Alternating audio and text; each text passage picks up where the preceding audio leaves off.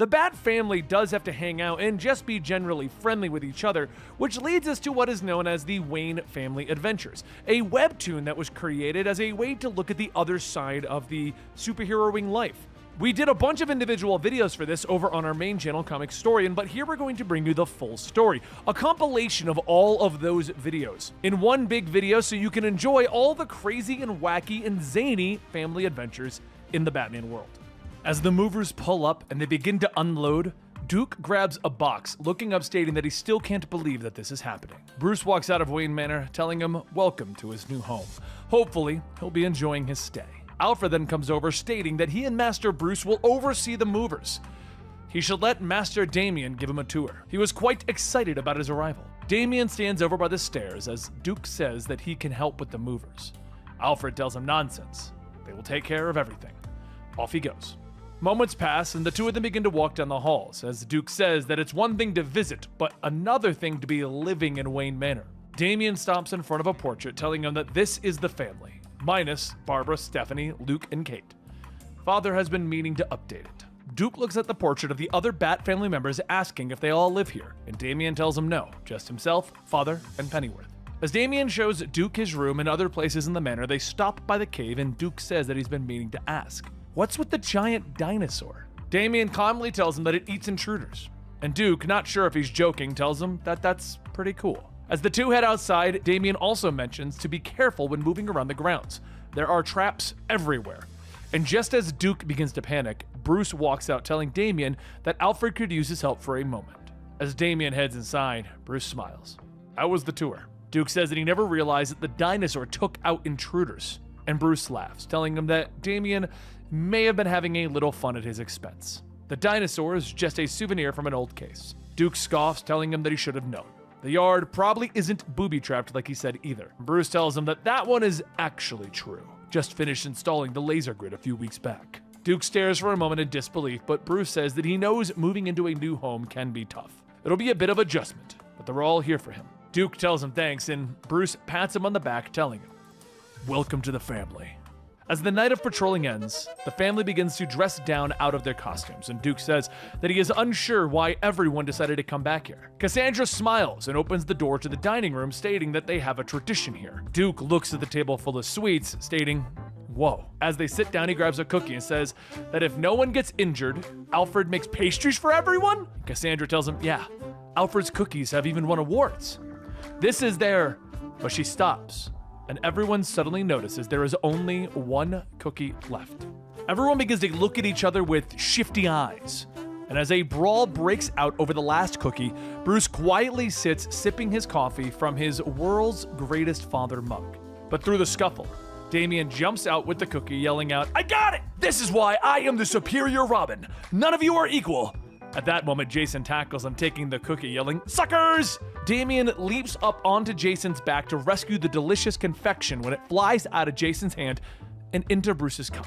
Everyone stops, staring to see what Bruce is going to do. And when he looks at it, he smiles. He takes the cookie, waving to everyone. Bring it. As he taunts, Cassandra kicks it out of his hand, and Alfred catches it. He clears his throat, and then laughs, stating, none worse for wear, I see. Welcome home, everyone. As Jim Gordon sighs, setting his coat on the chair, he sits down telling Barbara that he hopes that she didn't wait too long. She laughs. It wasn't too long. I ordered your usual and some coffee. He smiles, asking if anything interesting happened at the library. And Babs tells him no, just helped a kid with some reading. She could just tell him that it was actually Damian understanding the note in the Batmobile, telling him that he's too young to drive, but Jim says that that's rewarding. Anything else? She tells him that she did help some people find their way around, though in actuality those people were Tim Drake and Stephanie as they staked out the wrong bank that was being robbed. Jim then asks, did you at least get to relax? And she laughs, oh, she got a little workout done. She just didn't tell him that her workout was in the form of bashing a thug's head with a bat. She asks, what about him? Anything exciting? And Jim tells her nothing too unusual. Just a couple of vigilantes stopped a bank robbery in a nick of time. She sips her coffee and scoffs. Yeah, no thanks to them. Jim pauses. What did you say? And she laughs. Oh, it's nothing, Dad. Chapter 4. Alert. As the alarms go off, Bruce is sitting at his Bat computer seeing that there is yet another security breach. 3 safe houses within 4 months have been hit, and all the Bat tech was stolen.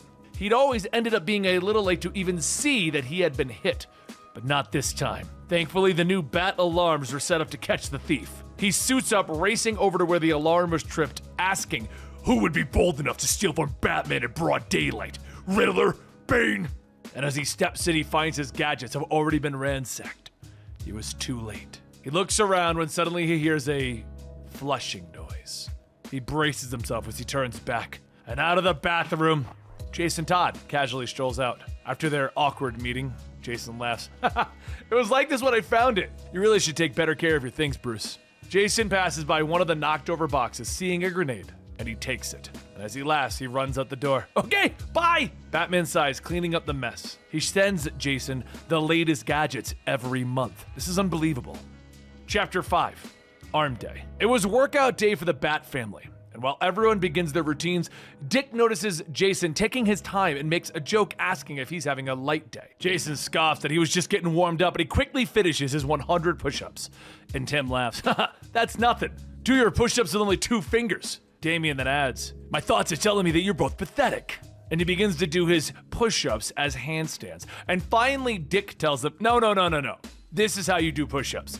And he starts to do one-armed, 2-fingered handstand push-ups.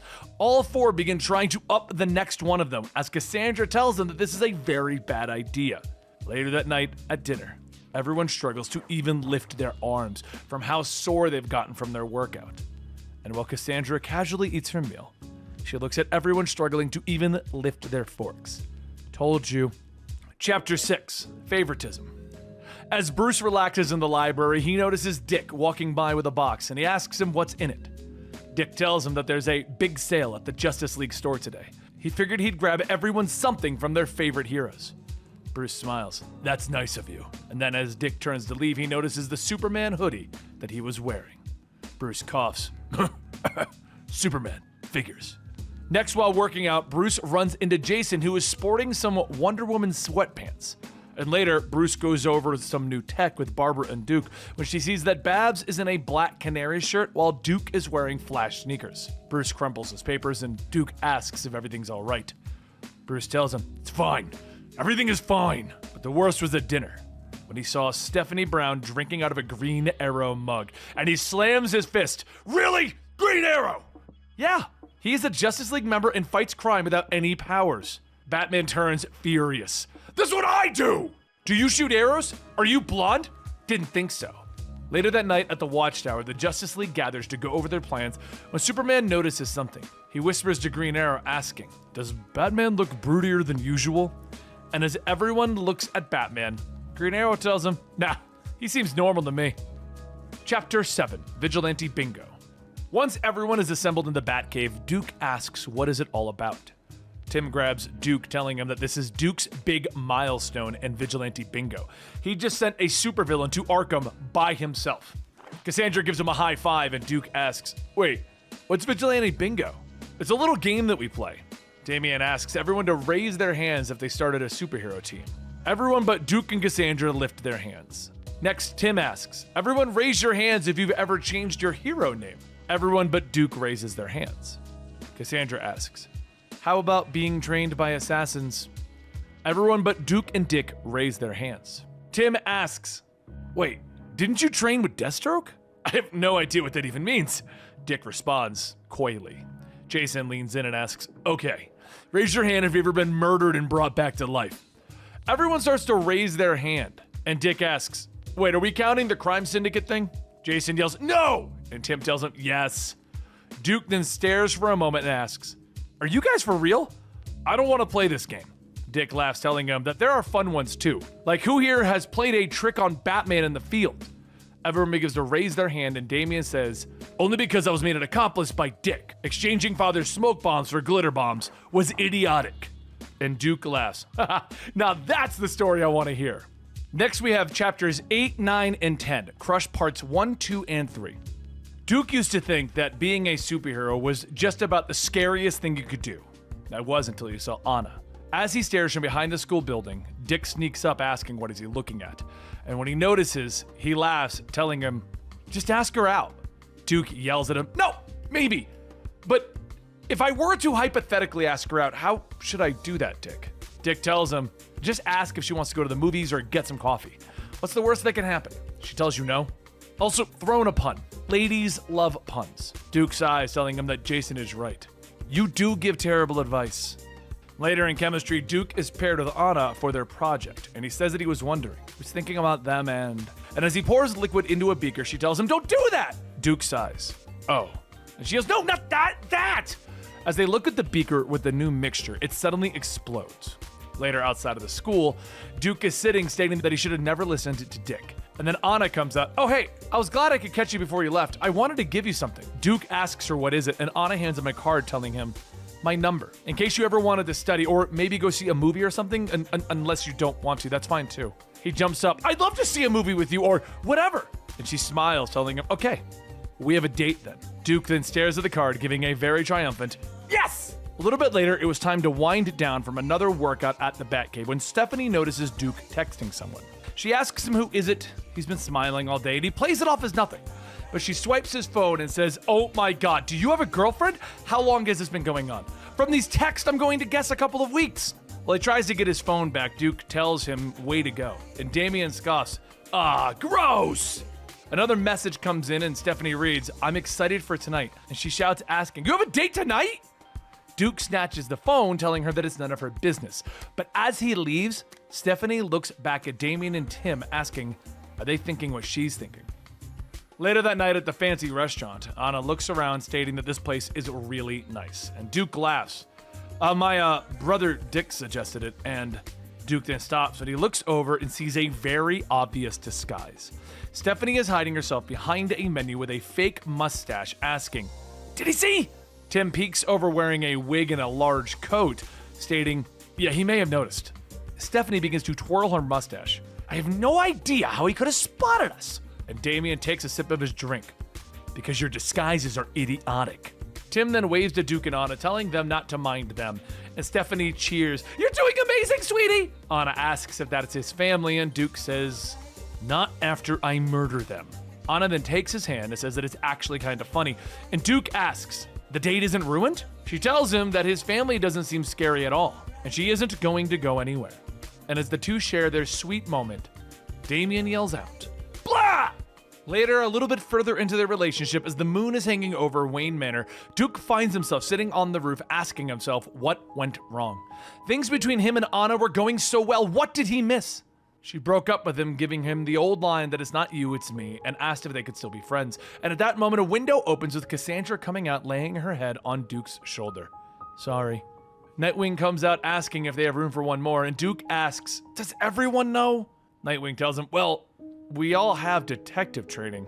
Damien's watching the door for when Bruce comes up. For whenever you're ready for that post-breakup pep talk, we'll all be here. Cassandra leans in on him, telling him it's going to be okay. And Duke says that she wanted to be friends, but how can they go back to being friends? Nightwing tells him it's okay to need space. Give yourself time to heal. Duke tells him, yeah, but it doesn't make this feel any better. Duke begins to cry, and Cassandra tells him it will get better. And Nightwing tells him they've got him. Before going out on patrol, Bruce gathers everyone so that they can each select a villain for the night to take down. First was Kite Man. Who wants to take point? Anyone? With Dick, Tim, Steph, and Cass all remaining silent, Bruce says, fine, Stephanie, he's yours. Steph says, yeah, about that, hard pass. He keeps trying to be my nemesis, and I'm all like, why are you so obsessed with me? No means no. That is not a valid reason. But Steph crosses her arms. Hard pass. So Bruce sighs. We'll come back to Kite Man. What about Baffler? Tim asks him, what is that, a knockoff Riddler? Bruce tells him, thank you for volunteering, Tim. Tim looks at Dick and says, can you take this one? I'll give you $20. And Dick tells him, nah, no deal, man. Finally, Bruce brings up the last one, Condiment King, and Steph laughs. I'll take Kite Man if it means I don't have to deal with Condiment King. Sold. Dick, Cass? Dick looks at Cass, telling her that she owes him, and she promptly tells him no. But after a few moments of hard staring, Dick finally sighs. Fine, I'll take Condiment King. Even though it took me 3 weeks to get the smell of mustard out of my uniform last time. 3 weeks! Bruce lets out a sigh of relief. Thank God. I hate fighting Condiment King. Number 12 is escalation.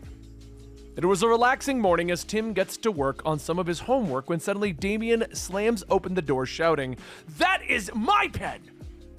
Yeah, sorry, needed something to write with. Almost done though, and Damien snatches it out of his hands. "No, you give it back!" Damien storms off with Tim sipping his coffee. He really needs to learn how to share. The next day, Tim gets ready to make his morning coffee when he notices his favorite mug is missing.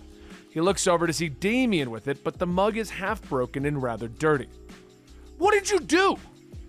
Damien tells him, I used it for an art project. You should really learn to share, you know? After that encounter, for the most part, they were making each other's lives a living nightmare. Defensive laser in the bedroom, glitter in the shower, replacing the shampoo with Joker green hair dye. And as it goes on, Bruce calls both Damien and Tim to the cave to tell them, "You guys need to stop the pranking."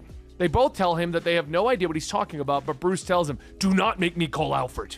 They both immediately shake hands and consider the matter handled. Yeah, stopping. Got it. Number 13 is stupid traditions.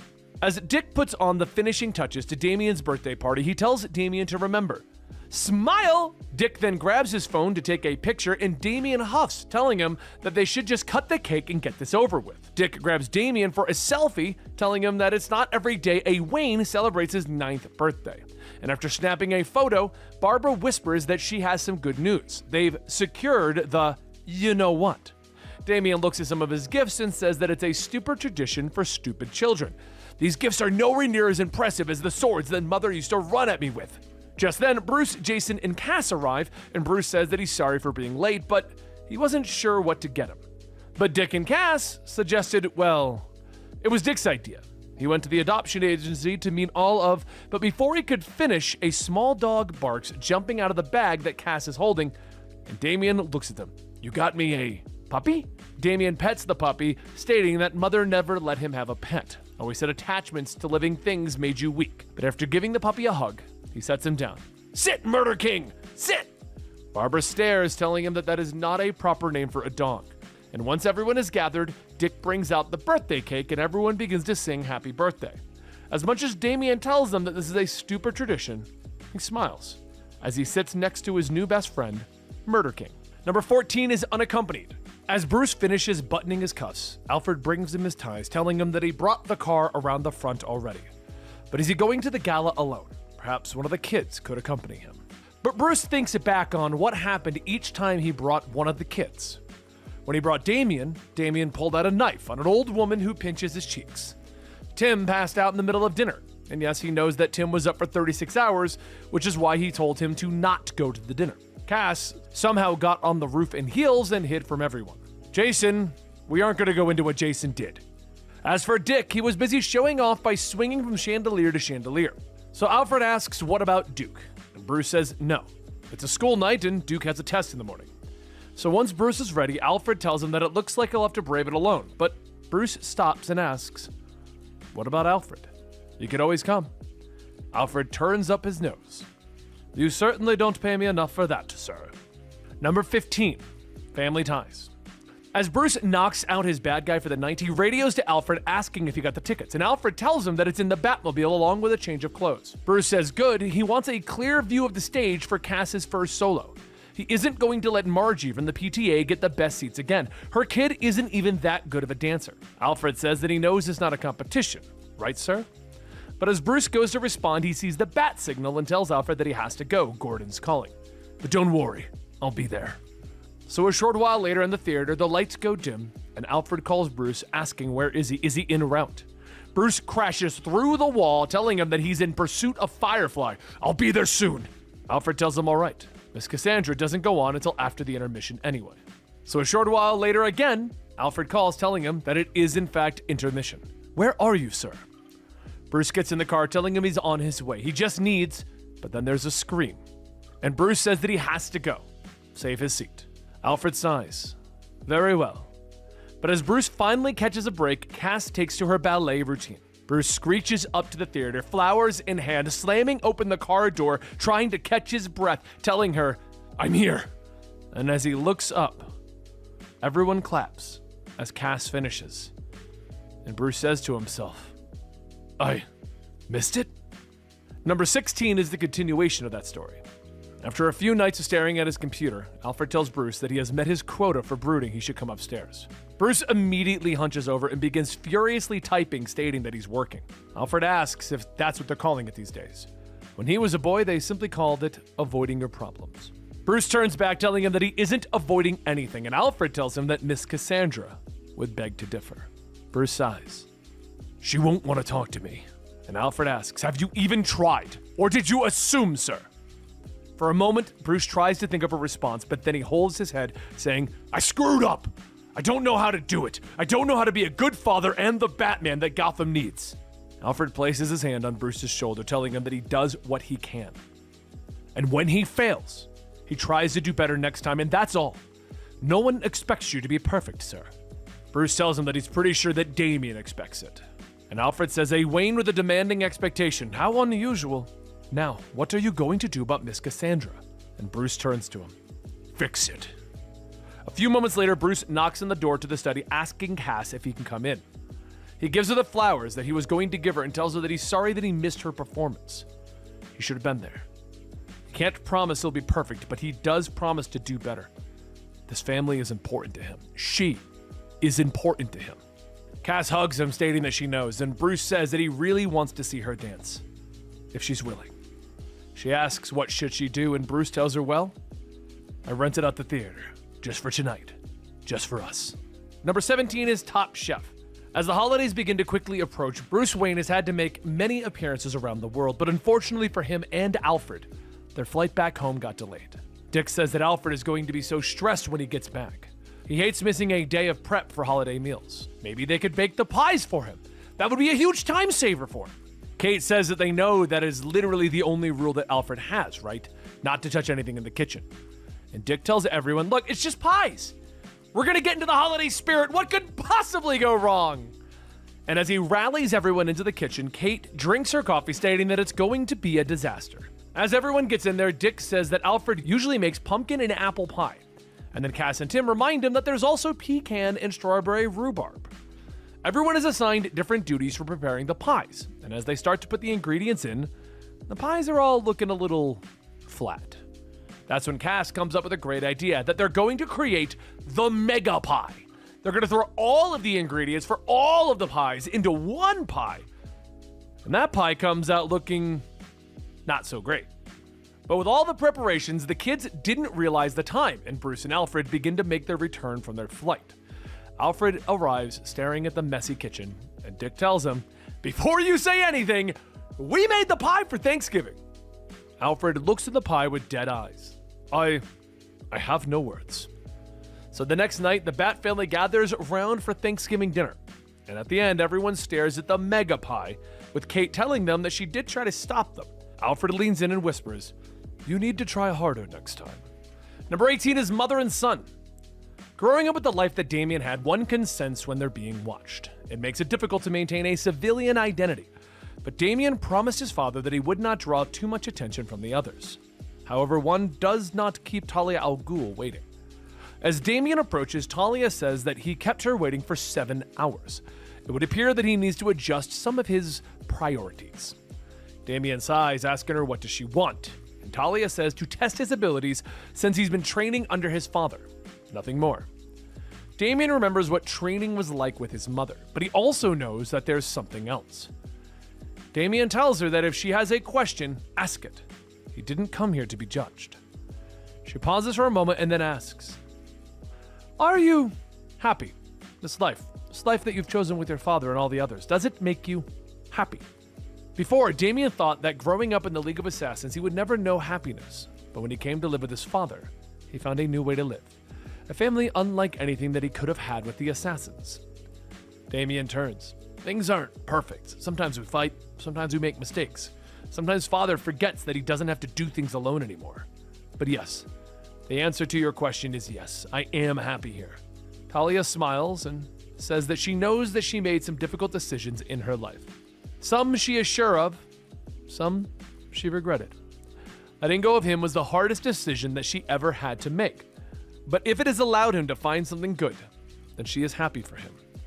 As Talia turns to leave, Damian asks if he'll ever see her again. And Talia laughs. telling him to keep his eyes open and his skills sharp. She's sure that she'll be here. Number 19 is Bat Cow's Day Out. After doing some of his homework in the barn, Damien pets Bat Cow, telling them thanks for the company. He'll be back to feed them dinner. Don't get into any trouble while he's gone. But as Damien leaves, Bat Cow notices that Damien did not lock the barn door. So after mooing to Alfred the cat, who has no relation to Alfred Pennyworth, the two sneak out, and they go into Wayne Manor to find themselves something to eat. It's there that they spot Cass and Steph drawing on Dick while he's sleeping on the couch, almost giving themselves away, but managing to quietly sneak off. The next room that they stopped by was Duke's, who happened to be practicing his criminal banter but not having much luck. Finally, they found Bruce and Damien playing a game of chess, and as they stepped away, Bat Cow accidentally knocked open the door. Alfred the cat quickly jumped in to distract and knocked over the chessboard. Bruce looks back, asking, "I could have sworn that I saw." And Damien asks him, "Saw what?" With almost getting caught, Bat Cow decides that it's time to go back to the barn. But being a cow, they can't exactly close and lock the barn door from the outside. When Alfred walks by to do some of his gardening, he sees it unlocked, but also sees Bat Cow still inside. He closes the door, telling them, "Thank goodness that I caught this before the cow could escape." But as he turns to leave, he looks at the ground and notices a present left behind by Bat Cow. And our last story is number 20, Daydreaming. All was calm in the Batcave as Duke sits bored out of his mind when suddenly the alarms sound off. The computer warns of an intruder, and as he looks around, he sees ninjas rappelling in. Duke gets ready to fight off the intruders, but that's when he sees the computer ask him if he wants it to activate the cave defenses. He slams the button, and seconds later, there's a loud roar as he looks back to see the giant T-Rex model turn and chomp down on one of the ninjas, swallowing. And then roars again, and the other intruders begin to climb back out. But before they could escape, Duke throws a batarang, cutting their rope, sending him falling into the T-Rex's open mouth. After eating the last of the ninjas, Duke just yells out, "That was awesome!" And then the T-Rex speaks. Duke, are you paying attention?" Duke snaps back to reality as Bruce is shouting, "This is important." Duke yawns, rubbing his eyes. I must have drifted off for a second. "We'll start from the beginning then. Emergency Plan MO2. In the event that Gotham is overrun by an army of man-bats." Duke then lets out a sigh as he rests his head back in his hands, slowly drifting off to sleep again. With the holidays finally arriving, Bruce decided to see if anyone was up for a friendly game of chess. But as he looks around the manor, no one is to be found. He asks Alfred where everyone is, and Alfred smiles, telling him that they're out being heroes, and they assured him that they would all be back before dinner. Bruce thinks for a moment about everyone's patrol schedules, stating that the only one who would be out would be Duke.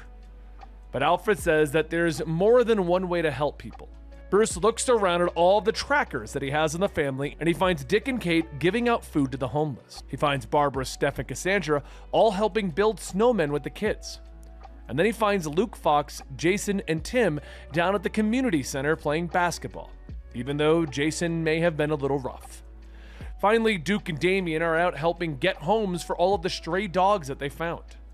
After seeing everyone, Bruce heads home and he patiently waits as the rest of the family comes strolling in. Dick asks how was his day, and Bruce pulls everyone into a big hug. Dick asks what is it all about, and Bruce smiles. He tells them that he saw some incredible things today, and it's put him in the holiday spirit. The next story is the tournament. As everyone gathers around, Barbara tells everyone to raise their hands, and she asks if they solemnly swear to abide by the outcomes of this tournament under punishment of blackmail and embarrassment. Jason, Tim, Steph, and Cass all raise their hands, stating "I do." And Barbara says, "All right then. Allow her to welcome them all to the 5th annual Challenge of the Champions." First, they must honor Duke and Damien for distracting Bruce and Alfred. Their sacrifices will be remembered. Tim sighs, stating that he had to do it last year, and well, it wasn't fun. She then brings up an image stating that speaking of last year, Steph wore the lovely Riddler outfit for a full month as punishment for losing last year's tournament. Better luck next time, Steph. Steph takes a bow, telling them that she rocked the hat. And Jason asks if they can get to the good stuff already. What's at stake this year? Barbara pushes up her glasses. "I wanted something special for this year. and she brings up an image and everyone immediately recoils. No, anything but that. Barbara says that that's right. Dick's former costume, the discowing, complete with a sugar-deep V-neck. Now, is everyone ready to settle this on the go-kart course? You may pick up your controllers. After one intense night of gaming later, Jason sighs as everyone takes pictures of him in Dick's old costume, telling them that his life is now over. Dick says that he doesn't understand why his old suit is a punishment and not a prize. And Barbara glares, telling him that that is why he is not allowed to compete anymore. He's impossible to embarrass. The next story is opening up. With no patrol scheduled for tonight, Damien takes it upon himself to train a bit with his sword. But after seeing him a bit more aggressive than usual, Bruce asks if everything's okay. Damien says that his teacher told him to try and make friends at school. Apparently, the other students find him intimidating, which is absurd. He's delightful. He swings once more, cutting the head off the dummy. And Bruce asks, "Do you want to make friends?" Damien sighs, stating that it would probably help with his cover. But I don't know how. So Bruce tells him, "All right, we can figure this out together." After gathering up the rest of the family, Steph says that making friends is super easy.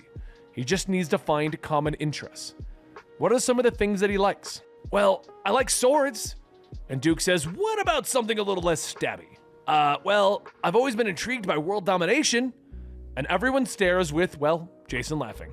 Bruce asks, "What about animals?" "Oh yeah, animals are nice." "Okay, you should go with that," Bruce tells him. Duke then asks what about clubs or sports, any of those that he likes. And Damien tells them tennis. "I didn't know that," Bruce tells his son. And Damien follows up by telling them, "I hate tennis, but a boy in a tennis team insulted my father's honor. I've been training to destroy him on the court." Bruce nervously laughs. "Jason, do you have anything else to suggest?" And Jason says that he broke his best friend out of prison once. And Damien sighs. "This isn't going well." So Bruce tells him it'll be fine, just trust your instincts. The next day, Damien goes to school telling himself that he can do this. He is the heir to the demon and the son of the bat. But once he gets into class and he sees everyone, he rushes to the bathroom, calling Steph, telling her that he needs an immediate evac now. She tells him that it sounds like he's nervous. And Damien yells, "It's all your fault! You all gave me terrible advice! How am I going to have things in common with people? I was raised by assassins!" Steph tells him that that was only for a little while. He was then a billionaire vigilante. Damien shouts that she isn't being helpful at all. He'll do it himself, like everything. So later, as Damien is sitting in class, two students begin talking about a movie and he blurts out, "I have a cow." The boys stare for a moment and tell him, "That's cool?" And they go back to their original conversation. After class, Damien's teacher calls him up for his paper and asks if he had given any thought to joining the tennis club. Damien said he isn't allowed to. The teacher says that they have other options. He could write for the school news or fight dragons in the... But before she could finish, Damien shouts, "Wait, I can fight dragons?" The teacher tells him sure. There's a Dungeons and Dragons group that is really popular. During recess, Damien sends a text to Dick, telling him that this isn't working. Maybe he should follow Jason Todd's advice and break someone out of prison. But Dick tells him to please do not do that. As Damien stares at his phone, a girl looks over. "Whoa, those are really cool. Who taught you how to draw?"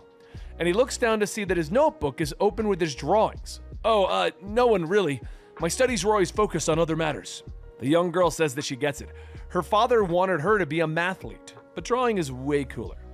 There's a group of them that go to the art room after school to work on projects and stuff. He should totally come with. Damien nervously says, yeah, sure, I'll be there." And the girl tells him, great. Her name is Skylar, by the way. After Damien gives his name, Skylar gets up to her next class, telling him, "All right, well, I'll see you later." Damien then sends a text to Dick telling him, "Mission accomplished. Maybe." And Dick tells him, "Good job. I knew you could do it." Our next story is Front Seat. As the police arrive, Bruce tells everyone, "Great job. Freeze won't be bothering anyone for a long time." Behind him, everyone shivers. Great. But grappling back across the city is not going to be fun with their numb hands. Bruce then says that he can get the Batmobile, and immediately everyone shouts out shotgun. They all look back and forth at each other while Bruce sighs. "I need to have a word with Gordon. You guys get this figured out by the time I get back." He leaves and Dick says, "Well, I'm the oldest. I should get the front seat." And Jason tells him that being ancient is not a valid reason to get the front seat. A valid reason is that the front passenger can operate all the weapon systems, and he's the best marksman if there's an emergency. Tim says that all the Batmobile systems are automated. Nice try. Damian then says that he should get it since none of them are supposed to even be here. And Dick yells out that they couldn't not help. Damian then goes on. Really? I should get it because... And Jason stops him. If you say that you're the superior Robin one more time, and Dick stops him. Yeah, it isn't nice, Damian.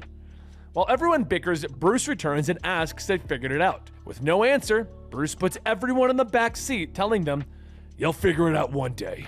The next story is TMI. Late at night, Catwoman swings from building to building, telling Bruce that she's going to start to think that he's getting slow. Bruce grapples and swings, pinning down Catwoman. I'm not so sure yet. She then asks, well, now that you have me, what are you going to do next, Batman? He leans in close. I have a few ideas. Suddenly, Steph screams over the comms. Oh dear God, make it stop! Bruce asks, what's wrong? And Barbara sighs. Bruce, you kinda had your comm line open. Bruce realizes that everyone just heard him flirting with Catwoman. How many of you heard? And Steph screams out, it was literally the worst thing ever! Tim is crying and shaking in the corner. And Damian comes over the comms. I don't understand. Aren't you going to arrest her? Bruce sighs. Catwoman then asks, you forgot your comm again, didn't you? Bruce tells her, it's not funny. And she tells him, of course it is. She gives him a kiss on the cheek and tells him, you'll be okay. Teased mercilessly, but you'll be okay. The next two are going to be called Big Brother. With nothing planned for the day, Tim tells Dick that he's so glad that he could come. He still can't believe that they're bringing back the arcade. Dick says that he wouldn't miss it. Too many good memories. Tim gets his coat and tells them, yeah, memories of me kicking your butt. And Dick laughs. To think, I was going easy on you. As the two go back and forth, Damian gets home from school telling Dick that he needs a ride to the museum, since he's a fossil anyway. Dick asks what's at the museum, and Damian tells him a xenobiology exhibit. He's supposed to write a paper about it for school. So Dick tells him, well, maybe we can tomorrow. I'm busy today. And Damian then says that it has to be today. Tomorrow he has to write the paper. So Dick sighs and looks back at Tim with Tim walking by. Don't even start. Tim takes off his coat and Dick apologizes. Tim tells him, yeah, I know. I shouldn't be mad. Just go ahead, it's fine. So Dick tries to tell him, don't worry, we'll go another day. And Tim stops him. No, we won't. There's always going to be an emergency. When was the last time you hung out with anyone for fun without having to rush off to help someone else? You have such a big heart, Dick. Sometimes I wish I could just hang out with my big brother without having to fight for it. As Tim leaves, Dick asks, I don't do that, do I? The next day, Dick looks out over the courtyard and Jason steps out telling him that he hates to be that guy, but being the angsty one is kind of his thing. Dick tells him that he really isn't in the mood and Jason asks, look, what's all the brooding about, Tim? So Dick stops. Is Tim right though? Am I always rushing off? And Jason tells him, well, yeah, you kind of are. I just came out here to hide from Bruce, but maybe I need to give you a talking to. I do have a few thoughts. And Dick sighs. Well, on with it then. Well, Tim wants to spend time with you, but someone's always gonna need something and then you're gone. Everyone knows you're goody little two-shoes, so we're all going to keep asking you for help. But you do know that it's okay to set boundaries, right? Dick asks him, what do you mean? And Jason goes on, you're allowed to carve out time for yourself. There's nothing wrong with that. When someone needs something, it doesn't have to fall on you to fix it. There are plenty of us that can help. You've already showed us how to be a family. Now you just need to be a part of it. So the next day, Dick goes to Tim and tells him that they had that moment the other day. It showed him what he was really feeling. So how about they go to the arcade now? He still owes him a butt kicking. So as the two leave, Dick says that he also promises no interruptions. Unless there's a mass outbreak at Arkham or something. We should probably help with that. But otherwise, nothing else, Tim. We're going to the arcade. After getting their food, Tim says that it's really great for them to make the trip out to Gotham. It's been so long since they've hung out. Cassie says, to think, there hasn't been a single supervillain attack since they've been here. And Connor says that the city must be losing its touch. Bart then asks, what are we gonna do now? How about we go out to the movies? And Tim says, well, the Riddler took over all of the theaters nearby, so they're still closed from that. So Cassie asks, why do people seriously live here? And Connor brings up an interesting question. If only we knew someone with access to a giant mansion with a home theater system. Everyone stares at Tim as he tries to tell them, no, we can't. Bruce is having a dinner party, and I'm not getting roped into that. So Connor says, well, 3 of us have super speed. And Bart tells him, please! Tim says that he isn't risking the manor, but he does have somewhere else that they can go. So later in the Batcave, Tim says as long as Bruce is busy, they should be fine. Connor asks, what about snacks? And Tim says, well, we're really not supposed to eat near the Bat computer. So Bart says that he'll make a run to the kitchen, and before Tim could even say no, Bart was already back, being a speedster and all. Cassie tells Tim to just relax, and Connor says that Batman isn't that bad. Tim says, all right, as long as no one saw Bart, we're fine. Just promise me that no one's gonna tell Bruce about this. At that moment, Bruce's voice travels through the air. It is far too late for that. Would anyone care to explain what you're doing using the state-of-the-art, multi-million-dollar computer to watch a movie? Suddenly, everyone disappears, with Tim being left on his own. He sighs, picking up everything else. Why do you always have to scare my friends? I have a reputation to maintain. Also, you know the rules about food near the computer, and it would be nice of you to make an appearance at the dinner party. Tim storms off, stating that he knew they should have met up in Smallville. The Kents are so much nicer. As Bruce yells out, I heard that! The next story is titled Driving Lessons. Even though Duke is normally a part of the day shift, Stephanie came to him with a very serious problem. Someone is trying to kill Batman with a combat drone and he needs backup with the Batmobile. But she can't drive it since she injured her arm. Duke tells her that she knows that he's never driven the Batmobile, right? And Steph smiles, telling him that there's no time like the present. Once they get in, Duke looks at the control panel, wondering which button to push to even start it. And as he reaches for one, Stephanie immediately tells him to stop. Don't hit that one. That one's the missiles. We don't fire the missiles in the Batcave anymore. After getting the car turned on, Duke races out into the streets of Gotham, with Stephanie spotting Batman being chased by the drone that she was talking about. Batman radios in that they need to get this thing off of his tail, so Steph goes ahead and switches the weapon controls to her. Duke slams his fist on a button, stating, "This one, right?" And just then, there's a click, and Steph's seat is ejected from the car. She radios back, "I can't believe you did that!" And Duke cries, telling her, "It's not my fault! None of these buttons are marked!" Batman just tells Duke, "All right, I need you to fire a missile. Can you do it?" And Duke yells, "Maybe that one! Maybe!" He activates the missiles with no issue, blowing up the drone, and Batman tells him, "Nice work. Now go pick up Spoiler." Duke turns around, stating that he isn't going to be able to drive the Batmobile again, is he? But Steph reassures him, "I almost took down a building on my first test drive. You'll be fine."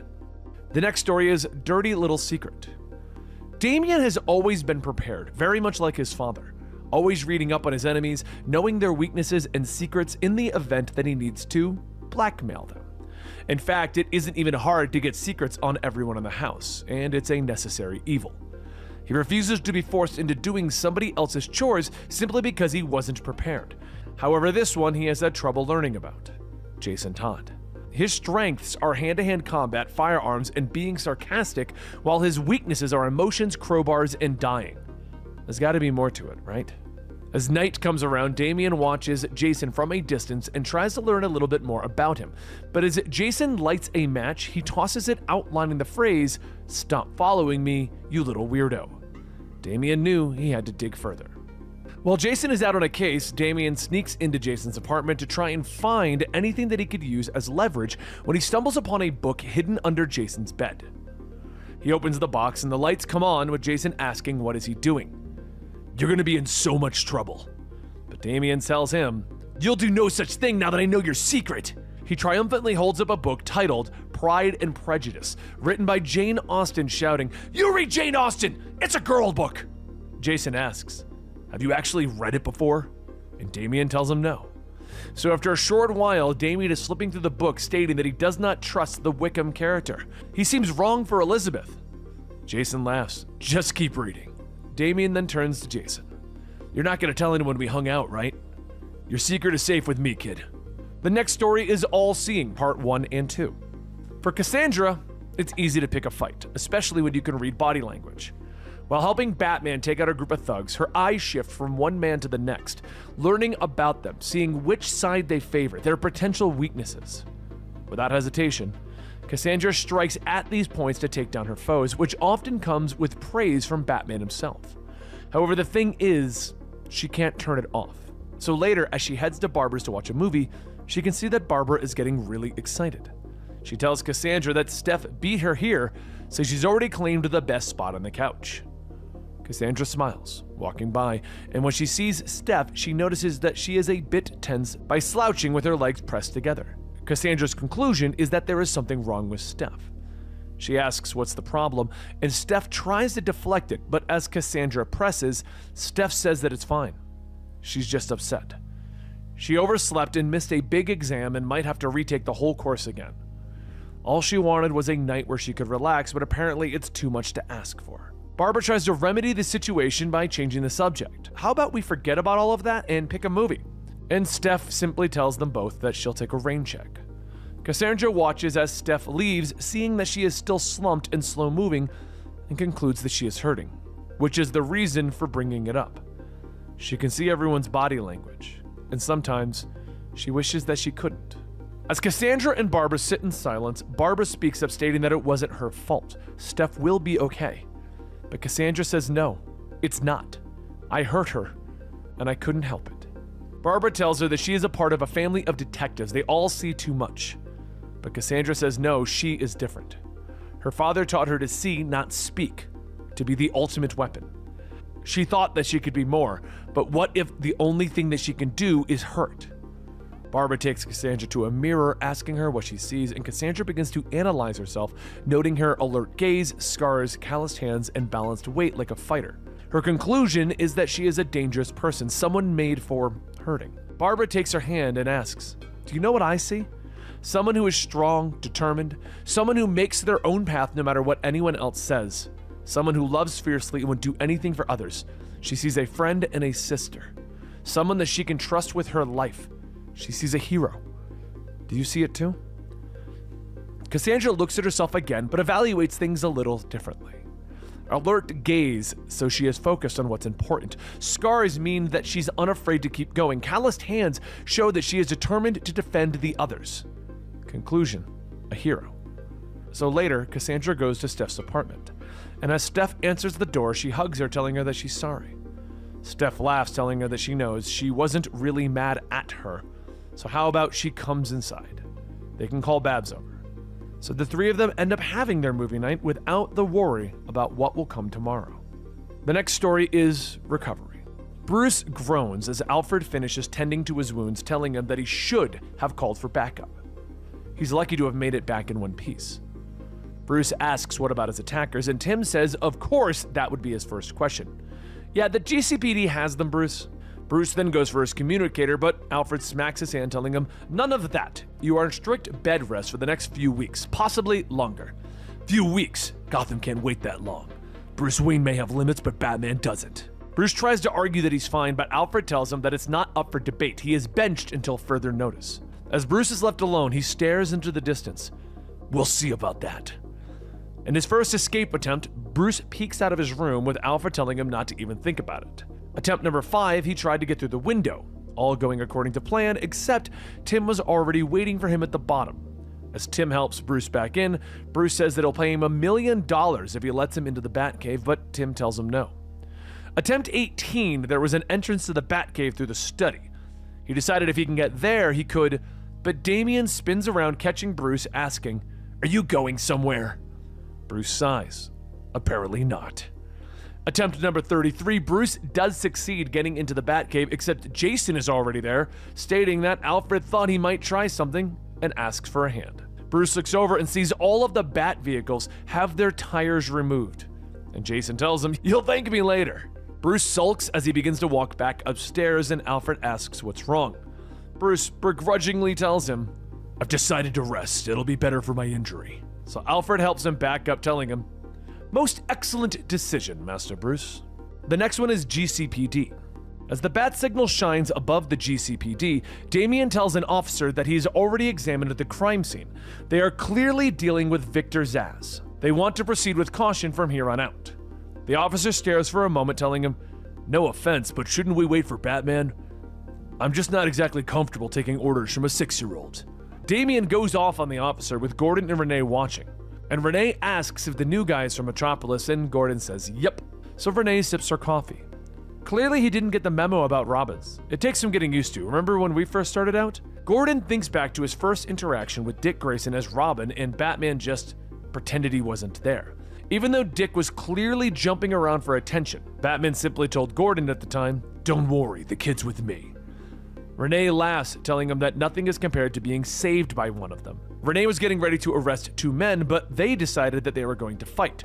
Jason stepped in, and in Jason fashion, he beat the men up, stating that he knows that he's awesome. Renee asked how old he was, and Jason told her old enough to kick her butt. Gordon says that he isn't so sure about that. Getting lectured by one of them is way worse, which he's referring to the time that Tim explained how Scarecrow's fear toxin actually worked. And when one of the officers asked a question, Tim told him to please hold all questions until he's finished. Renee scoffs, telling him that lectures aren't fun, but at least they don't solve the case for you. Stephanie just handed in a piece of paper stating that she answered all of Nigma's riddles 10 minutes after they came out. Steph told her that she knows it's been ages. You're welcome. Gordon sips his coffee, telling her, "We have the weirdest jobs, and it's all Batman's fault." And Renee toasts him. Amen to that. Steph readies herself as she tells the computer to begin the simulation again. And just as the targets appear, she rushes in to attack. She takes down the first wave and then the second, but as the third arrives, one of the targets is a gunman who already has her in his sights. As he pulls the trigger, the simulation ends and Steph shouts, asking, why can't she do this? Tim walks up with a little bottle of water, telling her that she should take a break. She's been at it for a while now. She tells him that she doesn't need a break, she needs to get it right. And Tim asks, please, just give him 5 minutes. She takes the water, slumping down. Fine. And Tim asks what's wrong. Why is she trying so hard? She tells him that he doesn't get it. He doesn't know what it's like to fight for your place here, to feel like you're one mistake away from having all of this taken away. She always felt like she had something to prove. First, it was not to be like her father. Then she wanted to show Bruce that she was worthy of the Robin mantle, and show Babs and Cass that their faith in her wasn't misplaced. That is why she has to work harder, to push farther. It's the only way that she can prove to everyone that she deserves to be here. Tim tells her that that doubt she's struggling with, he struggled with it too. It's like a sickness. If he could get rid of it for her, he would, but maybe he can help. They've seen each other at their worst and their best. And when he says that she has nothing to prove, she doesn't. Not to him, Bruce, or anyone else. She absolutely belongs here in the Bat family. Now he can believe in her, but it's up to her to believe too. After her break, Steph tells herself that she can do this. She doesn't have to prove anything to anyone. She can do this. So she begins the simulation once again and succeeds. She jumps in excitement, and then Bruce tells her nice work. She turns back, asking how long was he there, and Bruce tells her for just a few moments. You've been down here long? She takes off her wraps and tells him just a little bit, just working some things out. Bruce stops her, stating that he started down this path. He created Batman as a symbol, something to make his enemies afraid of him, to bring hope to things that could be better. But a symbol is perfect and people aren't. No one can live up to those ideals all the time, not even them. All they can do is their best, and her best is more than good enough. Steph says that she knows it is, and Bruce tells her good. Give them hell out there. She laughs, telling him that she always does. The next story is SOS. Bruce looks at the time, telling them, okay, car comes around in half an hour. Plenty of time to get everyone ready and out the door. Alfred said that I wouldn't be able to manage things while he was gone. Shows what he knows. Duke and Damien then enter the room, asking if they can get his help. They don't know how to tie a tie without Alfred around. Bruce tells them, of course, happy to help. Just go here and under here and over there. Damien looks at the lopsided tie, telling him that he's pretty sure that isn't it. Bruce leans in, stating that something must have gone wrong. Let me try it on myself. He stares in the mirror and begins his work, and gets the same result. And Duke asks, why don't we just call Alfred? There's no need for that. Besides, we shouldn't bother him. We will get this. So Bruce calls the next person that he can think of, Superman. Superman arrives. What's wrong? Perfect. How do you tie a tie? Wait, Bruce, did you call me about a tie? Do you know how to tie a tie? We don't have much time, Superman. What happened to Alfred? He isn't here. Can you help or not? Superman begins to go through the motions, telling him to tie it this way, then under that, and he should be good. Bruce looks at the tie and tells him, "It's inside out! Didn't you do this every day for work?" Superman yells back at him, "Do not take that tone with me! We'll figure it out!" So a few minutes later, Flash is telling him, No. You start with going over, then under, then through, then you go around again. Green Lantern begins to show a projection asking, "Are you even looking at what I'm doing right now? It's under, around, then through." Green Arrow asks, "Why don't we just ask the butler?" And everyone turns shouting, "He's out of town!" Bruce then chimes in, "We're running out of time. We can get this, Bruce, one more time." But Wonder Woman walks in telling them all, "I don't understand. Why don't you just not wear the tie? What are they going to do? Kick the richest person in Gotham out of a party for not wearing a tie?" Everyone stares in silence for a moment, and Bruce clears his throat. "Right. Well, good job, everyone." And he ends the transmission. And later, once Alfred returns, Damian hugs him, asking him to never leave again. The next story is Secret Identity. As Tim, Luke, and Duke all go out for lunch, Duke picks up his food and says that he has a question for them. How do they manage their secret identity? He might be getting a bit too much attention and he can't always explain the bruises that he's getting from the patrols. Luke says that it's one of the hardest parts of the job. On one hand, you want to tell people. On the other hand, it puts them all at risk. Duke tells him, "Yeah, I just hate lying all the time, but how do you get people to stop asking questions?" Luke tells him, "Well, maybe you could make up a believable story. I sometimes get into fights in tournaments and spars, which is sometimes true." Tim tells him, "Yeah, you could consider getting a shape-shifting friend to take your place so you can both be seen at the same time. Or maybe you could fake an injury and people will believe that you can't be a vigilante. Of course, it'll take a significant amount of time to commit to fake physical therapy." Duke asks how long is he talking? And Tim says that when he did this, he did about a year of physical therapy, but you might be able to get away with 6 months. Duke stares in shock and Luke says, "Or you could just lay low for a bit, see if it works." And Duke tells him, "Yeah, that sounds better," with Tim scoffing. "Whatever, my plans are good." It was a quiet day at the Watchtower as the Flash and Green Lantern talk about traveling when they hear a clacking noise. They look over to see Batman hobbling in on crutches and they ask him what happened. Is he okay? Batman tells them that it was nothing. But as he leaves, Green Lantern whispers that it must have been a bad fight. Flash says that he saw something about the Riddler on the news the other day. Maybe that was it. But as Batman goes to his seat, Green Arrow whispers to Black Canary that he heard that it was Bane, that Bane grabbed his leg and snapped it like a twig. Next, Aquaman tells Hawkgirl that Batman was dragged into the sewers by Killer Croc, and he almost had his leg bitten clean off. While everyone goes on about what they think happened, Superman and Wonder Woman ask why didn't he tell them about his leg? They could have prevented it from happening. Batman tells them, "It's nothing, it'll heal." What happened? Superman is inquisitively asking what happened. Batman scoffs, thinking about how it did happen. He was in the Manor and no one was around, and he started skateboarding down the hall. It went fine, but surprisingly, when he stepped down the stairs, he tripped. He clears his throat. "Yeah, that's how it happened. I was attacked." Wonder Woman looks at him. "Really?" "Yeah, it was Bane and Riddler." "What about Joker and Croc?" "Sure, them too." Wonder Woman shrugs. "If you say so." "Yeah, definitely what happened." Detective work. Once everyone is seated, Stephanie folds her arms, stating that this will go a lot faster if one of them fesses up to it. Tim, Duke, and Jason ask what is it all about.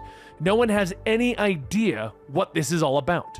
Stephanie slams her hands on the table, telling them that somebody stole half of her turkey sandwich while she was grabbing a package at the front gate. And they were the only ones here, so one of them is the culprit. Duke asks, "Isn't Damian here too?" "Damian's a vegetarian. He's the only one that I know is innocent." She then takes the napkin that had her sandwich on it, and Ace sniffs it. "Okay, Seek, find the thief." Ace stares at her for a moment, then jumps up, licking her face. And she sighs. "I should have known you wouldn't snitch. Respect, though." Stephanie then yells that she'll just have to check where everyone was today, and that'll tell her who stole it. First was Jason. He had spent his afternoon in the library.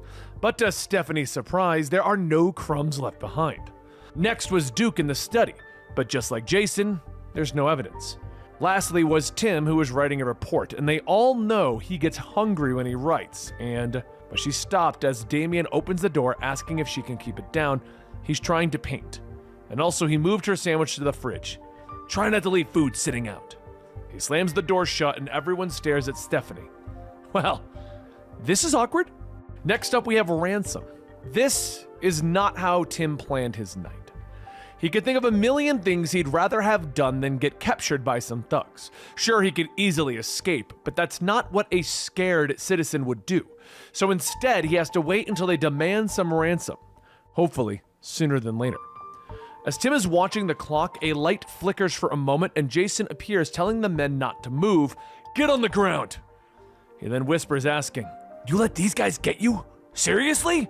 Another man then asks, how did Jason find them so fast? And Jason tells them, well, you kidnapped a kid in front of a bunch of witnesses and 3 different security cameras, using a van that you rented with your real credit card, and then you brought him back to your real apartment.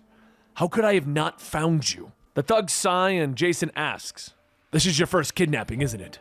And one of the men tells him, yeah, we didn't realize how many mistakes we made. Jason looks at them. You didn't mess up everything. You did manage to grab one of the richest kids in Gotham.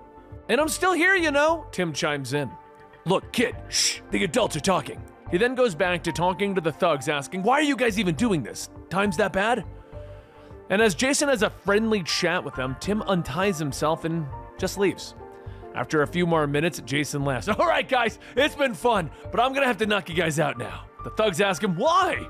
Without responding, Jason knocks all the men out and asks Tim if he's ready to go. Tim just stares at him and leaves. What? What'd I do? Jason laughs himself to sleep working on his bike, stating that they're going to be better than new when he's finished.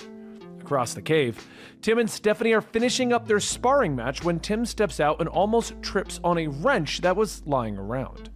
He yells at Jason, telling him that he needs to stop leaving his stuff everywhere. Jason tells him he's sorry, he's been working on the Batmobile. Guess next time I'll leave it broken. Tim storms off and Jason sighs, telling Stephanie that she might as well bring it over here since Tim is clearly a danger to himself and others. Stephanie asks what's the magic word and Jason says, spoilers the best? She laughs, telling him that she would have accepted please, but that works too. Stephanie grabs the wrench and it makes a scraping sound on the floor, which immediately sets off the alarms in Jason's mind, as it's the exact same sound as when the Joker dragged the crowbar to him. Stephanie holds up the wrench, but all Jason can see is the crowbar. He decides he has to get out. Now. There's no time. As he gets back up into the manor, everything swirls around him about that night. He doesn't want to go back there, to his own death. Don't make him remember that night. It's all too much. As Jason backs himself into a corner, he hears a voice calling out to him. Bruce tells him, please, look up, Jason. Jason realizes who it is and he sighs. I can't. Bruce kneels down at his level, telling him, it's going to be okay. You're going to be okay, Jason. Moments pass and Bruce asks if he knows where he is, but all Jason can do is think of the Joker there, standing over him with the crowbar. Bruce tells him he's in the manor, that he's safe. Touch the carpet, touch your clothes, ground yourself. Jason forces himself to listen to Bruce's words, and he's right. There's a soft carpet under his feet. There wasn't any carpet there. He's wearing a cotton shirt. It isn't his old uniform. He isn't Robin. After a bit of grounding himself, Jason takes a deep breath and says that he is in the manor. And Bruce says, that's right. You're safe. You're home. Tim is going to get you a weighted blanket if you want it. We're going to get through this. Once Jason is able to stand up, though, he takes himself to the dining room, where Alfred begins to bring him cookies and tea. He tells him that if there's anything he wants from the kitchen, all he has to do is say it. Jason takes a sip of his tea, and he tells him that he appreciates it. Alfred tells him to remember, there's no timetable for healing. Do what you need to do. Of course, Jason has the whole family help him with this ordeal, just like how Stephanie always has cat videos to help take her mind off of things. A few days go by and Bruce sits with Jason to check in on him, but to also tell him that he's proud of him. Why? Jason asks, and Bruce tells him, because he used to think ignoring the pain would make it go away, that if he closed himself off to everything and everyone, nothing could ever hurt him. It was wrong to think that, and you showed me that. I've messed up a lot of things between us, but I wouldn't trade a single second of time with you. Bruce gives his son a kiss on the head. And Jason says that he wouldn't trade their time either.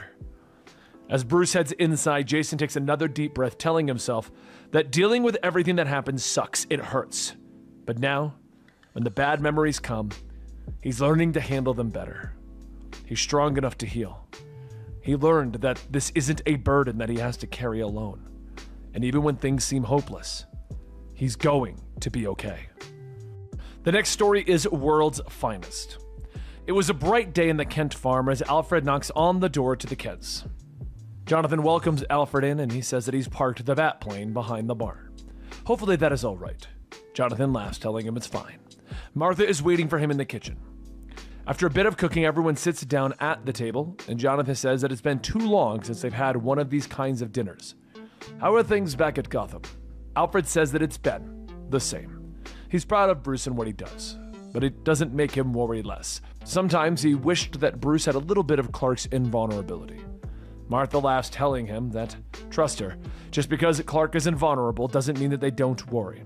Plus, it was pretty alarming when Clark's powers started to come in. The first time that she saw him lift a car over his head, now that was a shock. Alfred laughs. No more alarming than when Bruce returned home declaring that he wanted to dress up as a bat, I'm sure. But as Alfred and the Kents go on, Jonathan says that it's probably a good thing that they didn't invite the boys tonight. Clark is always embarrassed when they talk. Alfred asks what makes him think that he's not listening in right now.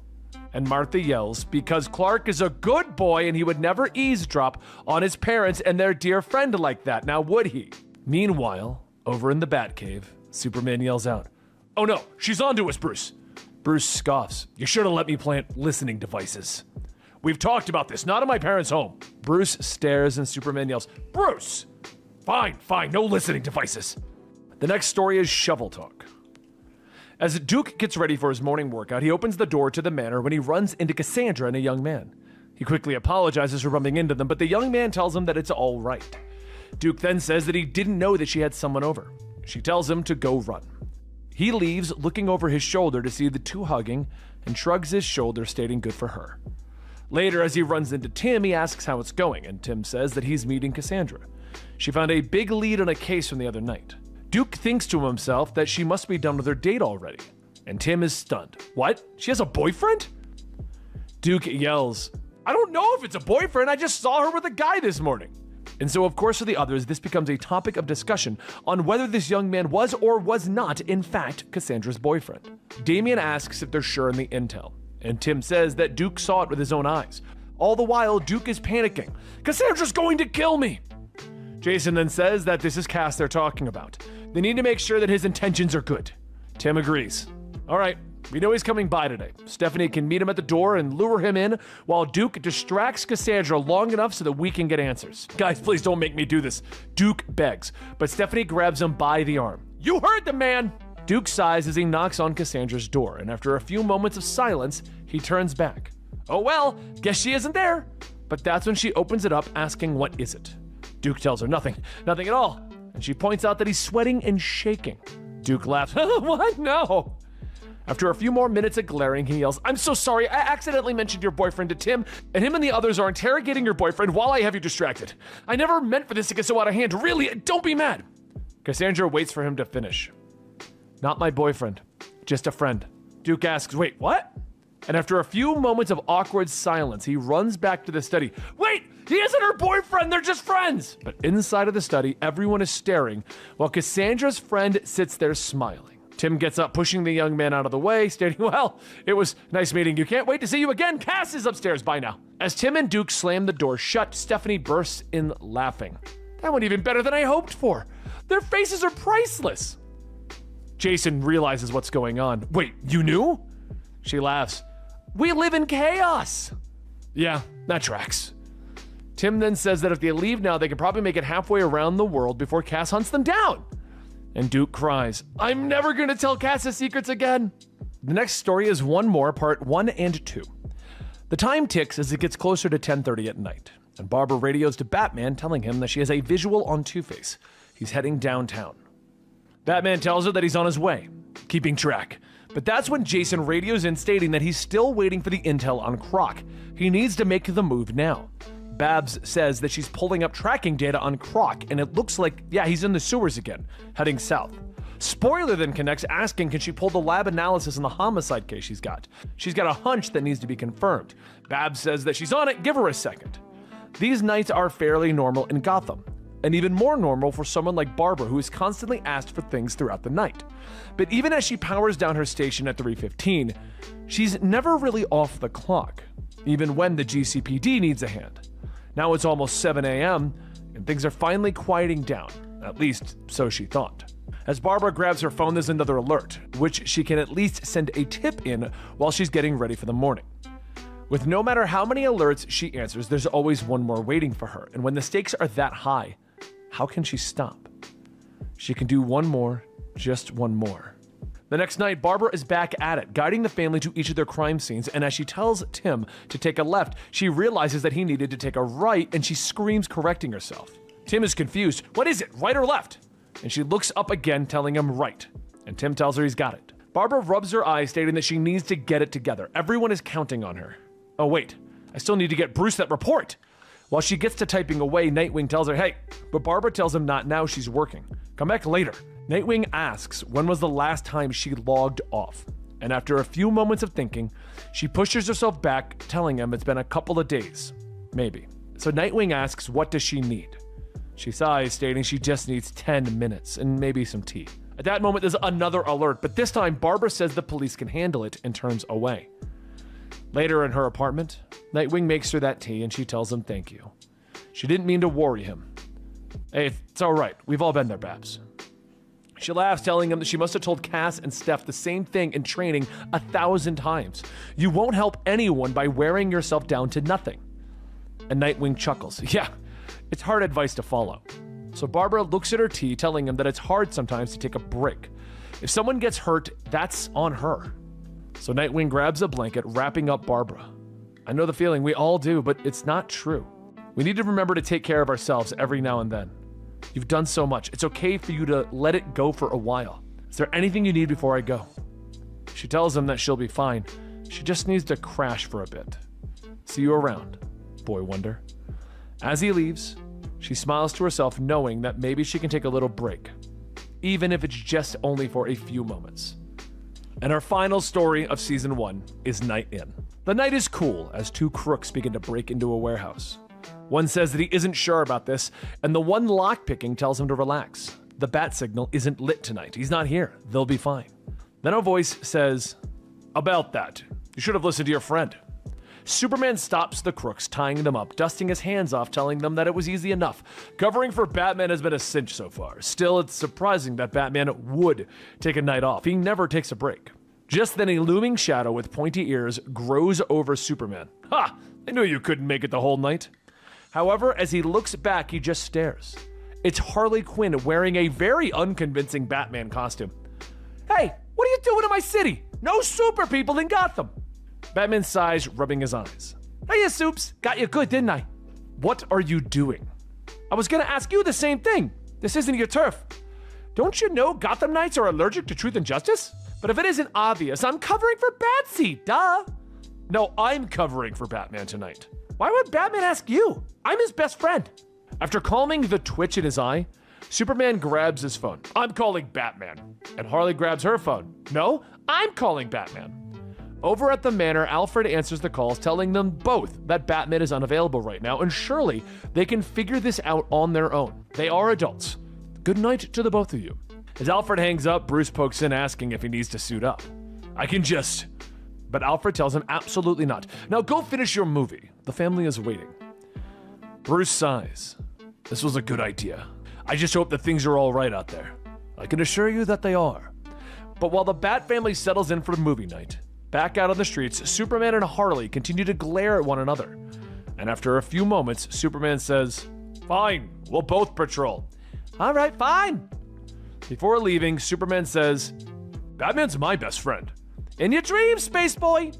Thank you for watching today's episode of Comicstorian in Full Story. Let me know in the comments down below what you thought about this and who your favorite superhero is.